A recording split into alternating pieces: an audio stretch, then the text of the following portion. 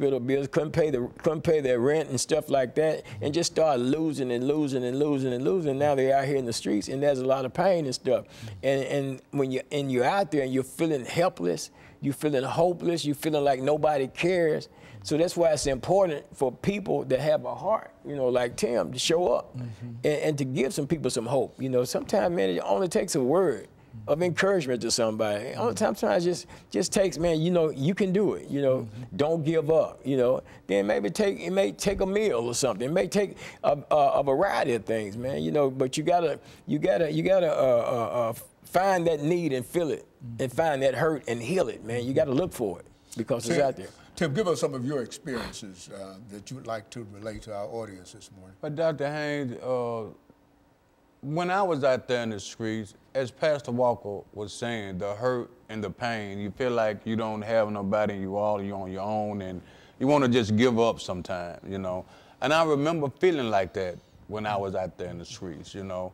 And that's why it touches my heart, because I know how people, men's and women's, they feel, you know. They go through the hurt, the pain, like family members know they done burnt the bridges up, because Lord knows I burned bridges up. And the hurt and the pain that's on them, you can see it, you feel it, you know. So that's why when I go to the streets, I pull them to the side and I ask them, and a lot of them know me. You know, they know that I come from that way of life, you know, and now that they look at me, you know, and I don't want them to look at me as nothing else but some hope. Inspiration. Inspiration, you know. If you can do it. If I can do it, you can do it too. That's right. You know, because if God did it for me, surely he'll do it for you. You know what I mean? That's what they need. They need an example. That's right. That's right. And that's what I try to be, some hope. You know what I mean? That we can change. You know, we can change that lie. You know, it's a lie. We ain't got to be stuck the same, you know. So when I go out there and see the hurt and the pain, I ask them, man, you know, man, how can I help? You know, because Lord knows that I see violence while I'm out there too. I see that too, you know. Matter of fact, a couple of weeks ago I was out there, man, I seen bloodshed. You know, it's out there, but it's just the hurt that Pastor Walker was saying, you know. And it's my job to go there and to let them know that we can change. You know, we can change this, whatever's going on, whatever the enemy is telling you, we can change it. You know what I mean? And I pray with them. You know, if you want me to pray, do you believe in prayer? Because prayer changes things. All right, go on. They change. Prayer changes things. Lord, look at me. You know, and I pray with them. You know, and most of all, I listen to them. You know, I listen to them. You know, but. Asking them to pray, and some of them like, pray on, I don't care where we at. We can be right there in front of the Jack in the Box, we can be outside Waffle House, we can be anywhere else, and also at the motel up there. I go to the motel up there too, you know, because a lot of guys from different states, you know, drugs, whatever, and I minister, you know, and that's the thing, you know what I mean? Just giving hope back, you know what I mean? That, man, if God do it for me, he'll do it for you. You just got to, man, break this. Let's break it. And I help. Whatever it is, here go my card. Call me. I'm coming. I'm coming. You know, it's just the way it is. And a lot of people say, but I do. I do. I go. I go. I don't care where it is that I need to go. I'm going. You know what I mean? Especially in the streets, in the projects, wherever it is, you know, I'm going, you know. God, man. Are there a lot of folks like that out there in the streets, Pastor Walker? Oh, yeah. There's plenty of people out there. I mean, just pretty much getting caught up in a vacuum, Dr. Haney, and they're lost. And well, what I mean is, are there many ministers, people that are going out there and trying to bring them in? How about that? I mean, there are some people out there that's the harvest is plentiful. Yeah, but the laborers are indeed few when it comes to this, because you know a lot of people are fearful.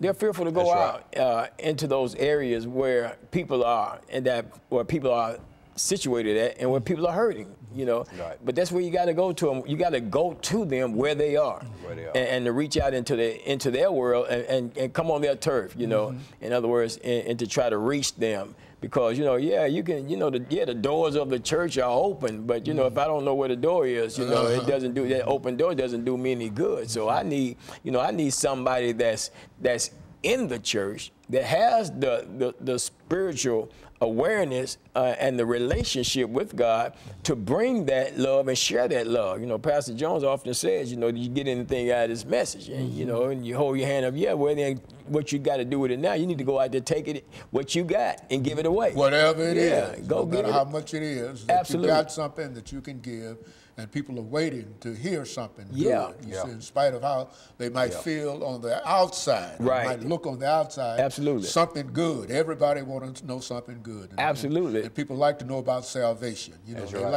right. like to hear your story. Yeah. You know, That's right. Many Yeah. of them like to hear your That's story. right. And I've never ministered in the streets.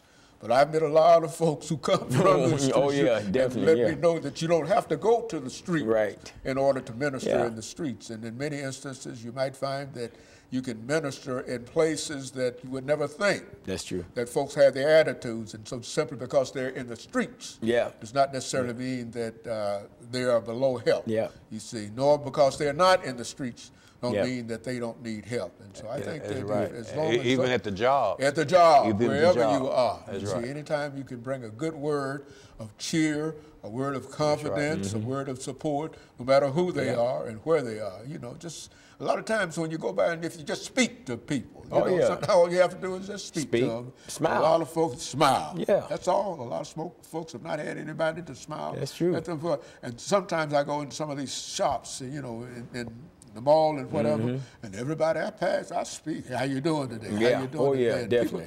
people sometimes look back over the Yeah, shoulder. and wonder what's going on. Yeah, why are you speaking to Yeah, me? right, You know, yeah. in a real sense. But I think in a real sense, Marlo and Pastor Walker, I think that we've given our information for the morning, and I Yes, think sir.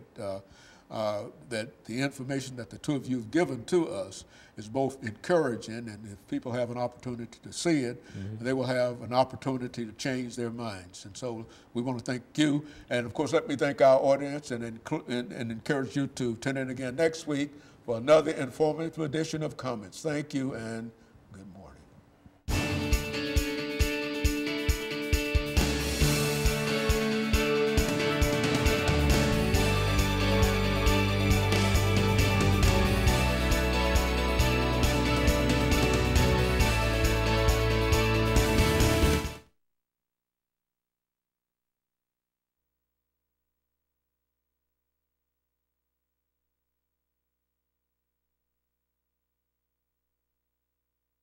Gonna need me again? Not necessarily. Okay. Because I think the other folks are going to show up. Okay. You see, but I think Okay. we're covered it. Thank you, Doctor. But we appreciate you. Yes, we sir. appreciate you. Yes, sir. Appreciate Pastor Walker for. Pastor Walker, Yes, sir. see you tonight at Bible class. Yes, sir. We got a lot of work to do, man. Man, yes, yeah. Like you said, the harvest is plentiful. That's right. That's right. Yeah. Is Waller back over there?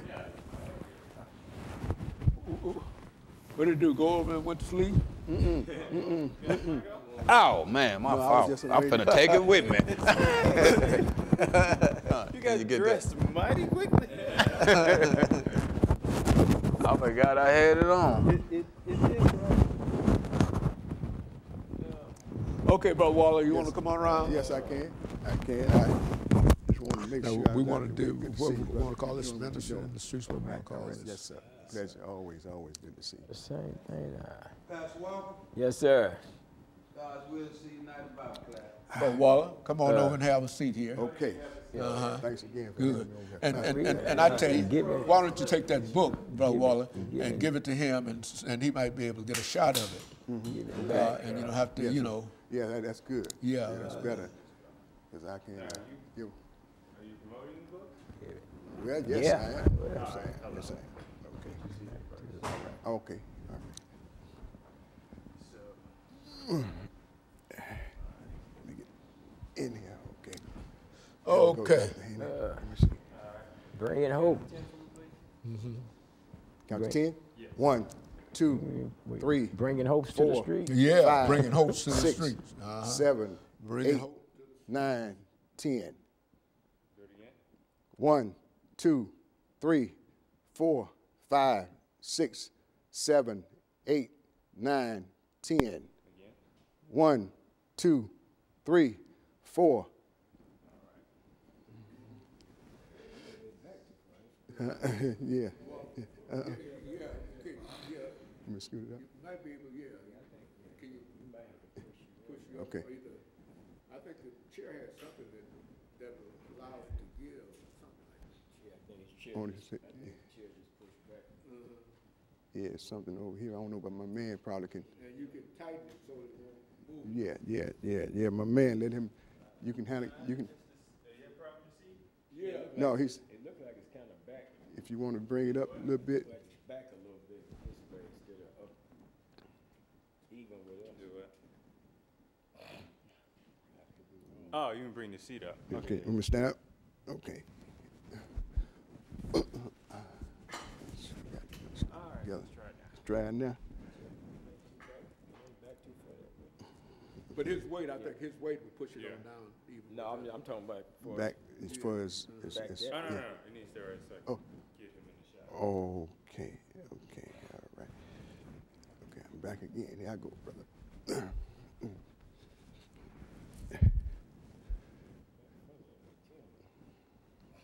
Let me see if I can put my feet. Is there anything that can let down here? I'm guessing I'm all right. So I can turn this way? Yeah, you want to sort of, could you move it back forward?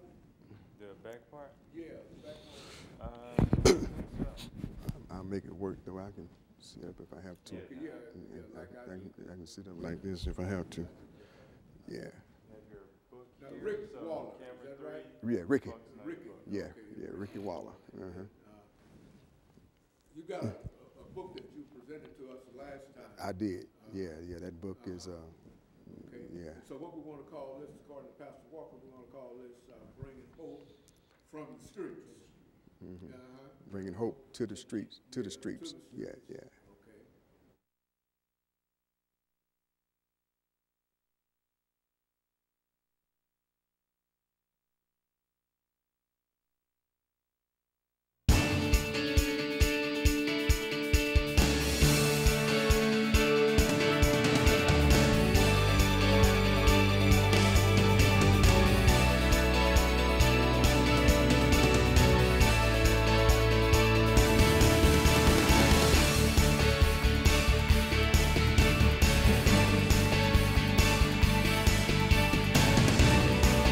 Thank you and welcome to the show this morning.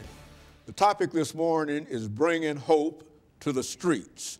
And we're fortunate to have with us to talk about some of the activities in street ministering, Pastor Kay Walker and Rick Waller, two individuals who have quite a bit of information in reference to what is going on in the streets today. And Pastor Walker, I think that you came with other individuals, and we've had an opportunity to talk about some of the activities that you've been involved in the streets, as well as Rick Waller. We've had Mr. Waller on here before, but let's have the two of you. For those individuals who might not know either you or Mr. Waller, to give us some information about your background, your education, and some of your experiences. And you should take about 3 minutes, Pastor Walker, to talk about some of your background, education, and experiences. And after that, Waller will take a couple of minutes to talk about his background, education, and the book, I think, that he has with him. And then we'll be out of that first segment, and then we'll go into that 8-minute and next 10-minute segment. But first, let's start with you, Pastor Walker. Okay, well, once again, Dr. Haney, good morning, and thank you for allowing us the opportunity to be on your show. I'm Pastor Kelvin L. Walker, Associate Pastor, Fairfield Missionary Baptist Church, under the leadership of my senior pastor, Howard E. Jones, Jr. Born and raised here in Nashville, Tennessee, two good parents that raised me right, but I went wrong. But at the same time, you know, I did get the teaching, I did get to understand, I got the knowledge. I got kicked out of the public school system, you know, around the beginning of my 10th grade year.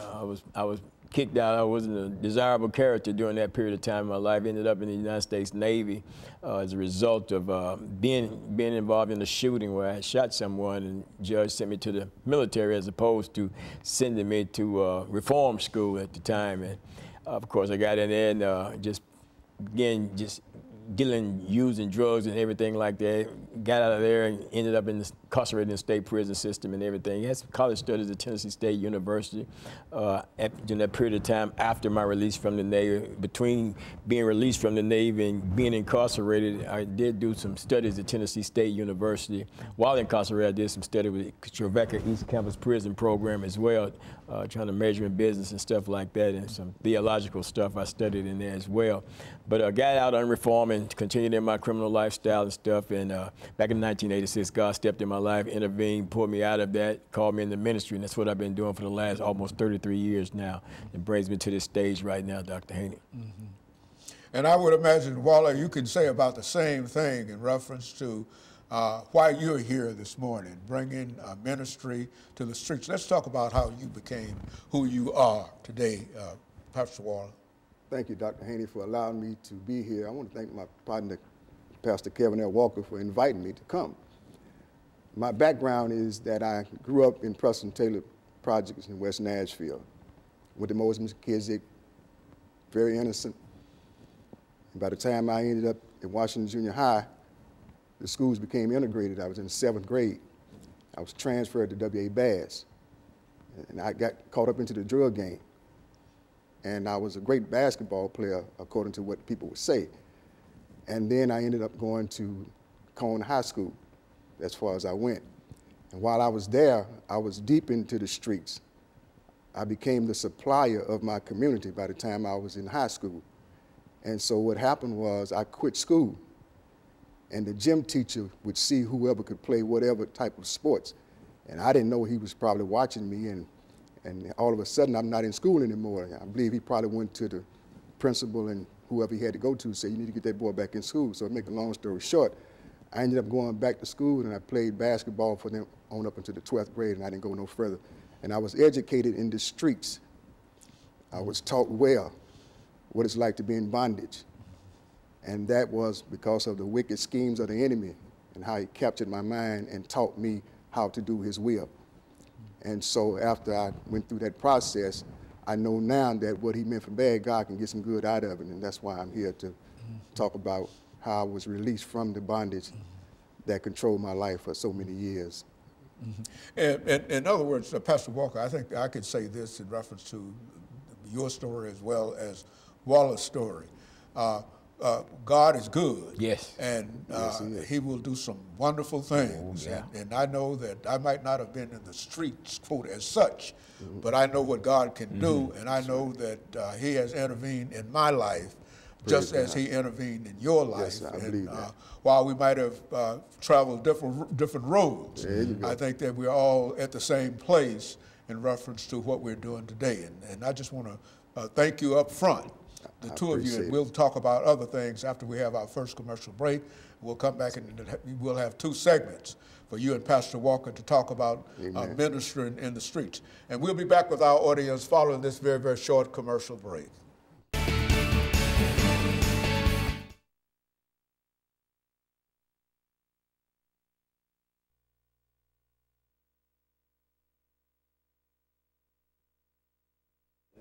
You got away. Hey, sometimes Most of us, when you grow up like that, you could. Yeah, you do what such you things do. as walking down the street, somebody say, "Here come the police."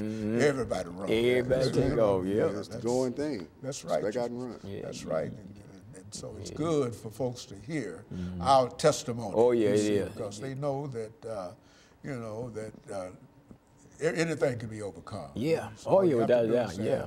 And that God is the source of it all. That's the what I power. try to be consistent in reference to everybody I talk to. We're talking about what God has done to them. That's right. Know it.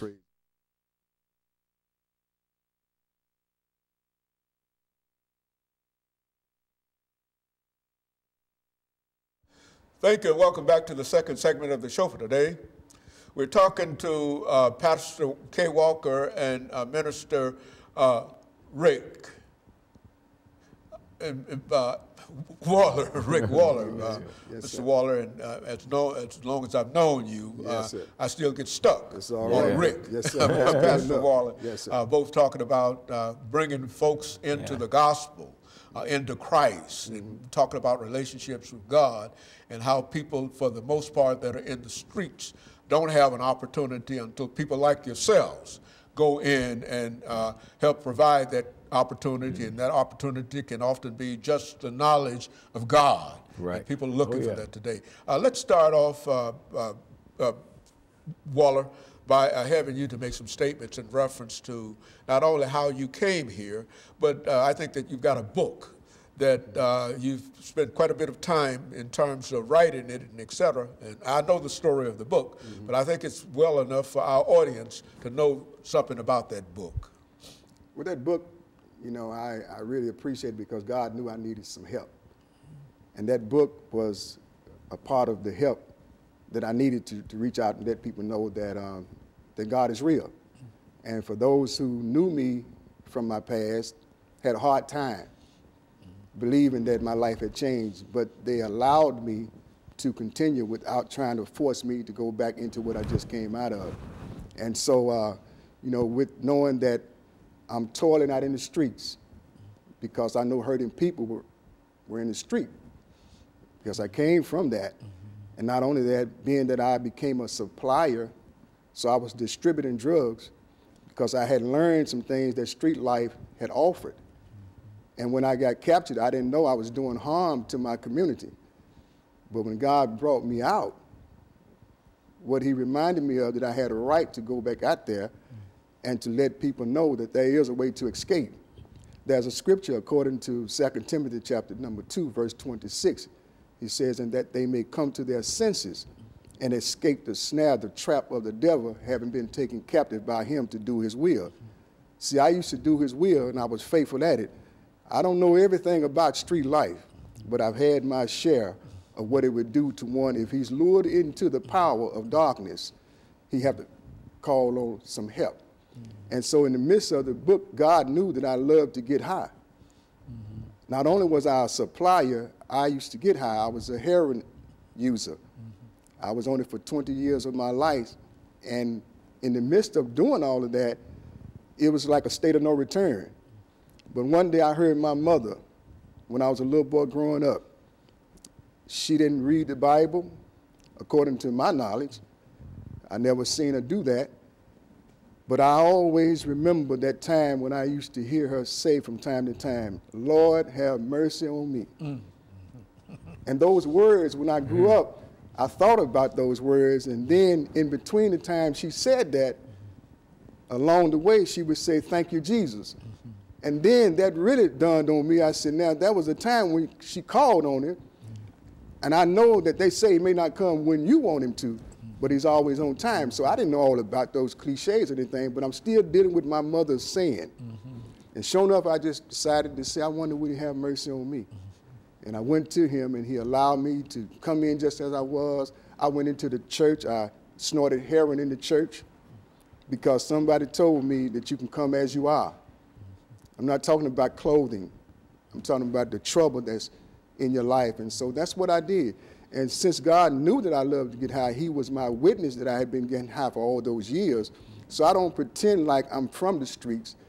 I have a stamp of approval from the guys and people that was in the street that knew I played the game fair. But yet still, coming out is hard to believe that a person can get out of that.